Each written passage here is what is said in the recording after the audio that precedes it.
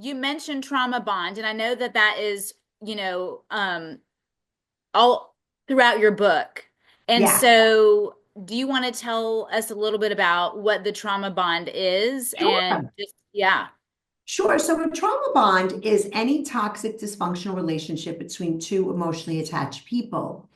But what makes it different, and it can be between friends, parent and child, and boss and employee, but I write about it between intimate lovers. And what makes it different is that one person wants power and control over their partner.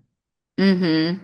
So, and it has to have two things for it to be a trauma bond, a power imbalance, meaning one person has the power and they abuse that power. And the second thing is intermittent reinforcement, which I write about, where 70% of the time they are cruel, controlling, abusive, often betraying, but 30% of the time they're nice, generous, and helpful.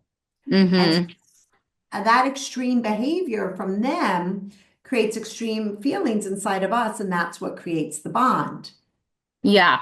And so the trauma bond, that's interesting. So it can be between anybody, parent, Yes, child.